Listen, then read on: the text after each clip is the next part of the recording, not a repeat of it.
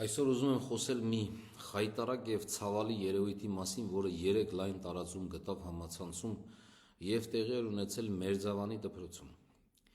Բայց հիմա խոսքս չի վերաբերվում միայն կոնկրետ այդ դեպքին։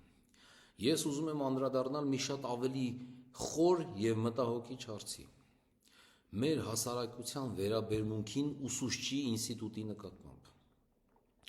Այս ուղերձը հասցեագրված է բոլոր ծնողներին, ովքեր ամեն առավոտ իրենց երեխաներին դպրոց են ուղարկում հույսով, որ այնտեղ կստանան կրթություն։ Սիրելի ծնողներ, կրթությունը բաժանվում է 2 հիմնական մասի՝ սոցիալական կրթություն և ինստիտուցիոնալ կրթություն։ Սոցիալական կրթությունը ստանում ենք ընտանիքում՝ դաստիարակություն,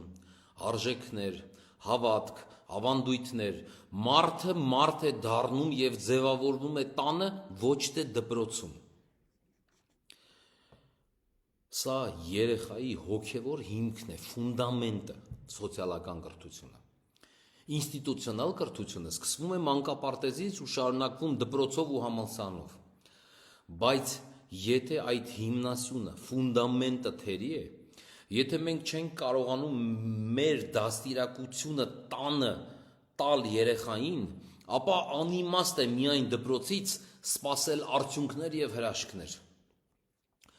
Ցավոք, շատ հաճախ մենք դպրոցը պատկերացնում ենք որպես մի վայր, ուր առավոտյան ուղարկում ենք երեխային, իսկ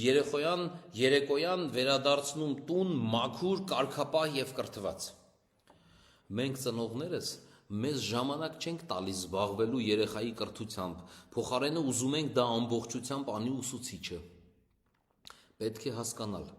երբ դուք նվաստացնում եք ուսուցչին, քննադատում եք նրան երեխայի ներկայությամբ, դուք ոչ թե պարզապես վիրավորում եք այդ մարդուն, այլ փակում եք կրթության դուռը ձեր իսկ երեխայի առջև, բառից բուն իմաստով վնասելով ձեր իսկ երեխային։ Երեխան չի սովորում տետրից կամ գրքից, նա սովորում է մարդուց, ում հարգում է, ում ընդունում է որպես հեղինակություն։ Դուք կարող եք չհամաձայնվել ուսուցչի մեթոդների հետ, համարեք նրան վատ մասնագետ, բայց երբ այդ ամենը քննարկում եք երեխայի ներկայությամբ, երբ նրան ներգրավում եք այդ վիճաբանության մեջ, դուք կոտրում եք ուսուցման ամենակարևոր կապը՝ վստահությունը։ Եվ հիշեք, անկախ այդ մեկ ուսուցչի վարքից, ձեր երեխան առաջիկա 12-ից 18 տարին անցնելու է տասնյակ ուսուցիչների ձեռքով։ Ու երբ դուք այսօր կոտրում եք նրանց հեղինակությունը երեխայի աչքերում, վաղը երեխան չի հարգելու ոչ մեկին, չի սովորելու ոչ մի բան ոչ մեկից։ Պատահական չէ, որ ամբողջ աշխարհում ուսուցիչները կազմում են բնակչության ընդամենը 1-ից 2%-ը։ Դա ամենաբարդ և ամենամարդակենտրոն մասնագիտություններից մեկն է, եթե ոչ ամենից բարդը։ Եվ կրկնում եմ, արժե զրկելով ուսուցչի կերպարը ձեր երեխայի աչքերում, դուք նրան դատապարտում եք տգիտության։ Հուսով եմ այս խոսքերը կօգնեն մեզ, որպեսզի հասարակությունը